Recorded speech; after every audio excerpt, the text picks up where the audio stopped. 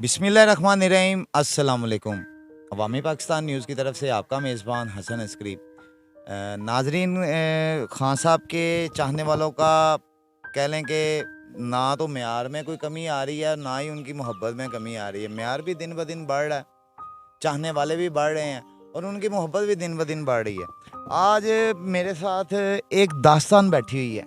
ये दास्तान है चाचे और भतीजे की, चचा और भतीजे की।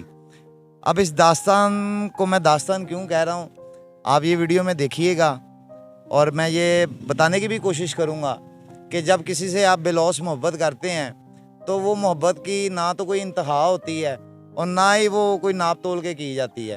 अस्सलाम वालेकुम। वालेकुम अस्सलाम। सर, आपका नाम क्या है? शौकत हुसैन अल मरूफ चाचा पीटीआई, और इस वक्त हम दोनों बैठे हुए हैं चाचा भतीजा। अच्छा, शौकत साहब, आप कहाँ से, लोधरा से ताल्लुक़ रखते हैं? जी, मैं लोधरा से ताल्लुक़ रखता हूँ। मैं पाकिस्तान तहरीक इंसाफ का एक नज़रियाती वर्कर हूँ और हम किसी एमपी एमएनए के पीछे नहीं जाते, किसी ऑफिस नहीं जाते। हम लोग तब तक यहाँ बैठे हैं जब तक खान साहब को हम प्राइम मिनिस्टर नहीं बनाएंगे। और इससे पहले भी हम खान साहब की स्ट्रगल में रहे हैं। जब खान साहब प्राइम मिनिस्टर बने तब मैं साइकिल पर गया था और एक डिफरेंट तरीके से, और खान साहब को मैंने जफ्फियाँ डाली थी, और वो भी तकरीबन 2 दिन हलफ उठाने से पहले 14 अगस्त के दिन को जब बाहर के सफ़ीर आए हुए थे तब मैं मिल रहा था और खान साहब ने मुझे जफ्फियाँ डाली थी। नाज़रीन, इसमें तो कोई शक वाली बात नहीं है कि खान साहब में एक सिफ्त कह लें कि इस तरह की है कि वो बाकी हमारी जो उम्रा एक लगा लेंगे जमात है ना, जो अमीरों की जमात है, उनमें एक स्मेल पाई जाती है, उनमें एक बू पाई जाती है। खान साहब में वो बू नहीं है। वो अपने एक नॉर्मल वर्कर को भी जो है ना अपने गले लगाने का हौसला रखते हैं। इसको आप एक दरवेशी सिफ्त कह लें या एक सादगी कह लें, ये खान साहब में पाई जाती है। तो सर, कितने अरसे से आप मुंसलिक हैं इस चीज़ के? मैं तकरीबन, मुझे इस ड्रेस में कम से कम 15 साल हो गए हैं। 15 साल इन्हीं कपड़ों में? इन्हीं ड्रेस में। और जब यहाँ पर शेर दहाड़ता था और शेर बिजली खा गया था, गैस खा गया था और पानी पी गया था और पता नहीं क्या क्या चीज़ें, शेर के मुंह को लहू लगा हुआ था, तब हम यहाँ पर गो नवाज गो के जब कहते थे तो तब हमारे मुंह चीर देते थे। और उस वक़्त खान साहब की जो सफ़र था, उस सफ़र के हम साथी हैं और वक्फा वक्फे के साथ इंशाअल्लाह हज़ारों लोग बल्कि लाखों लोग और आज करोड़ों लोग मेरे मुर्शिद के डेरे पे हैं। और यहाँ पर ये देख लें कि ये कोई सर्कस नहीं है, कोई मेला नहीं है, ये है मेरे मुर्शिद का ज़माम। अच्छा, ये साइकिल का क्या मामला है? ये मैं जब स्ट्रगल करता था तो मैं अपने मुर्शिद से मिलने के लिए जब गया तो मैंने एक डिफरेंट तरीका, क्योंकि हम लोग जट लोग हैं और स्पोर्ट्समैन भी हैं, तो कबड्डी शबड्डी भी खेलते हैं और मैराथन भी दौड़ते छोड़ते हैं, तो ये मेरा एक डिफरेंट स्टाइल था साइकिल पर जाने का। और इंशाअल्लाह जब हम अगली बार भी चाचा भतीजा मिलेंगे तो हम खान साहब को प्राइम मिनिस्टर बना के तब मिलेंगे जब हम जफ़े शफ़े डालेंगे और साइकिल पर आएंगे। और इस वक्त हमारे 11 साइकिल निकलेंगे और खान साहब के पास इसी ड्रेसिंग में इसी तरीके से 11 साइकिल मिलेंगे और इंशाअल्लाह 11 साइकिलों पे हम सफ़र करेंगे और खान साहब के पास जाएंगे और उनको वेलकम करते हुए फिर हम उन्हीं की इजाज़त से इंशाअल्लाह ये 11 साइकिल हमारे सऊदी अरब जाएंगे और यहाँ से बलूचिस्तान और फिर ईरान और यहाँ से होते हुए और हम अब तक कितने किलोमीटर साइकिल चलाई है? मैं 3 बार साइकिल कर चुका हूँ, साइकिल पर सफ़र कर चुका हूँ। पहली बार खान साहब को मिलने के लिए मैं 7 दिन का सफ़र किया उस शरीफ दरबार हज़रत महबूब सुबहानी से और सीधा मैं खान साहब के पास बनी गाला पहुँचा, बारास्ता खुशाब कटा पहाड़ वादी सून। और दूसरी बार मैं गया जब मोदी कश्मीर को हड़प कर रहा था, हड़प करने की कोशिश कर रहा था, इंशाअल्लाह कभी नहीं करने देंगे। तो तब मैं योम स्याह, हर दिन योम स्याह मनाते हुए ब्लैक चादर, ब्लैक कपड़ा, ब्लैक सेटिंग करके और फिर मैं आगे जो है ना गो इंडिया गो बैक। और एक मोदी को मैंने पीछे साइकिल के ऊपर एक अपने डिफरेंट तरीके से मैंने एक नफ़रत का इजहार किया क्योंकि कर्फ्यू लगाया हुआ था उसने। तो फिर मैंने साइकिल के ऊपर उसका एक पूरा मैं पुतला बनाया और यहाँ से जब मैं शुरू हुआ और मुजफ्फराबाद पहुँचा तो कम से कम अल्हम्दुलिल्लाह 1.5 लाख जूते मैं उसको मरवा चुका था। और फिर मुजफ्फराबाद सहेली सरकार के दरबार के सामने खड़े होके फिर मैंने उसको 10,000 जूते वहाँ मरवाए। और फिर मैं हटियाँ बाला और फिर आते चकोटी बॉर्डर तक गया तो वहाँ पर मैं पाक फ़ौज का हौसले बुलंद करने के लिए गया था।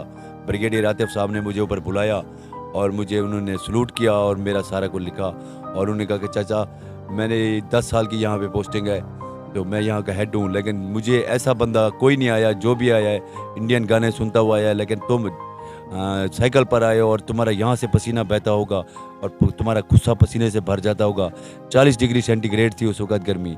तो उन्होंने मुझे सलूट किया। तो ये है हमारी पाक फ़ौज, हमारे इदारे और हमारी पुलिस, ये सब हमारे हैं। और हम इंशाअल्लाह खान साहब की जो हकीकी आज़ादी का जो एक स्ट्रगल है, उस स्ट्रगल में हम यहाँ पर इंशाअल्लाह जानिसार बन के बैठे हैं। बल्कि मैं तो ये कहूँगा कि वो आलम इस्लाम का सफ़ीर है और एक गुड फेस है और एक ऐसा फेस है जिसने आलम इस्लाम का नाम बुलंद किया और जो आलमी फोरम पे ऊपर जाकर जो उसने इन सबसे मुखातिब होकर जो इस्लाम को शिद्दत पसंदी के साथ जो उन्होंने ताबीर किया हुआ था और इंडिया ने करोड़ों अरबों डॉलर लगाए हुए थे, वो खान वर्ड्स बिकम चेंज।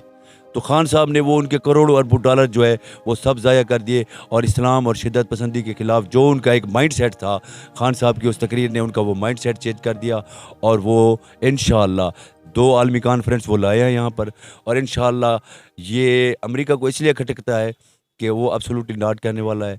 वो ला इलाहा इल्लल्लाह के ऊपर जो आता है वो कहता है कि वो गुलामी नहीं करता। ये आपको यकीन है कि आप खान साहब आएंगे अब भी एब्सोल्युटली नॉट कहेंगे अमेरिका को? सर एब्सोल्युटली नॉट तो उन्होंने कब का कह दिया। उन्होंने हम उनसे दुश्मनी नहीं चाहते लेकिन हम बराबरी की सतह पर चाहते हैं। नहीं, वो उन्होंने जब कहा एब्सोल्युटली नॉट देखे ना, उन्होंने फिर कितना खमियाजा भी उस चीज़ का देखा और सारा मामला देखे उन्होंने, सिर्फ एब्सोल्युटली नॉट कहने की वजह से।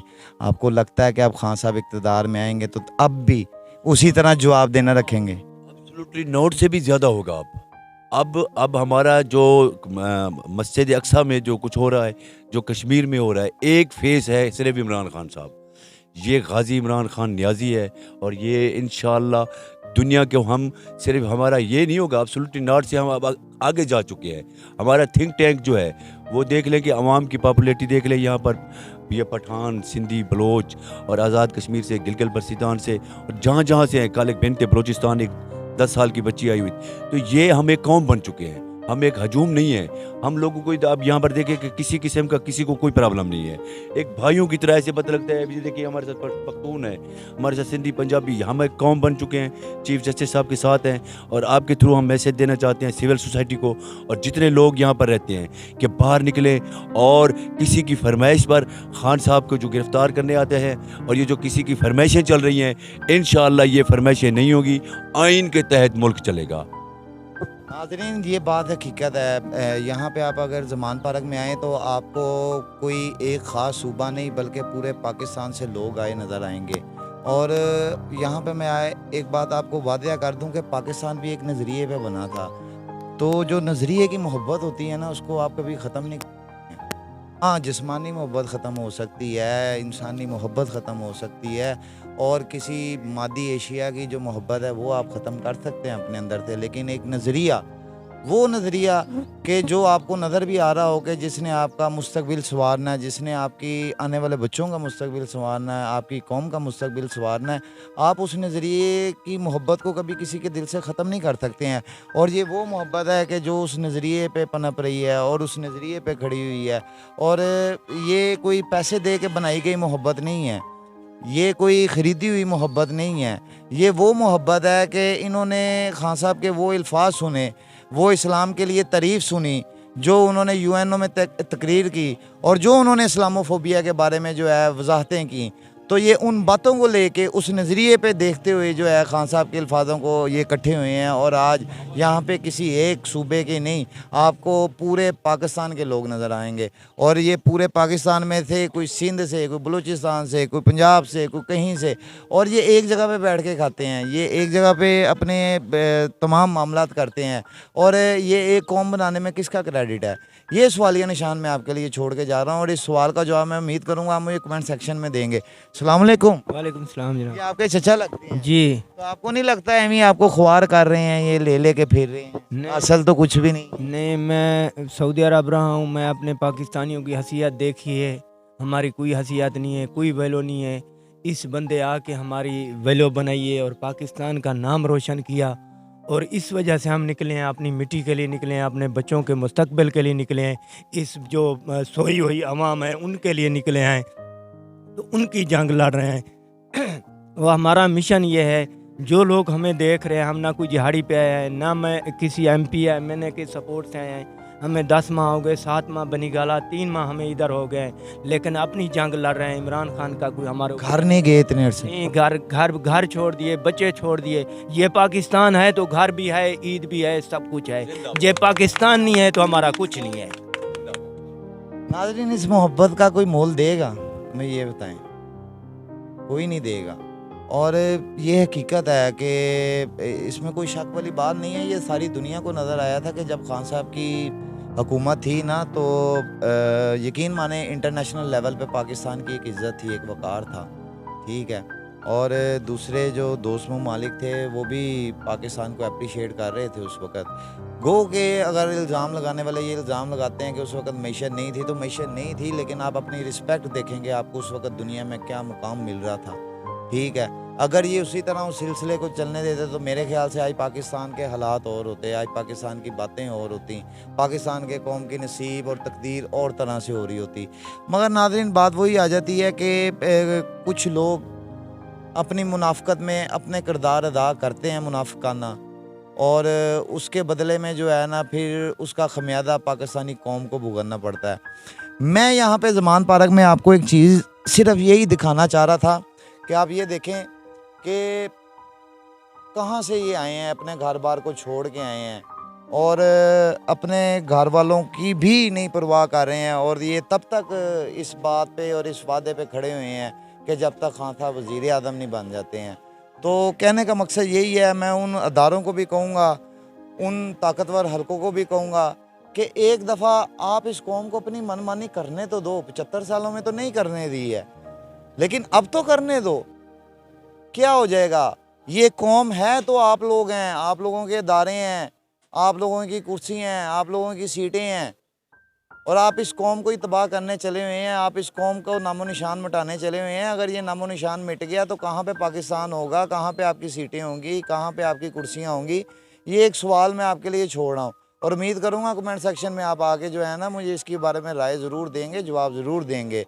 तो अगर आपको ये वीडियो अच्छी लगी हो और इसमें अगर आपको नज़रियाती मोहब्बत भी अच्छी लगी हो, इस वीडियो को ज़्यादा से ज़्यादा शेयर कीजिएगा, कमेंट सेक्शन में अपनी राय दीजिएगा, चैनल को सब्सक्राइब कीजिएगा। आखिर में अपने कैमरामैन सुशील नाइट के साथ मैं इजाज़त चाहते हुए आपका मेज़बान हसन अस्करी आपको कहूँगा कि अल्लाह हाफ़िज़, पाकिस्तान जिंदाबाद।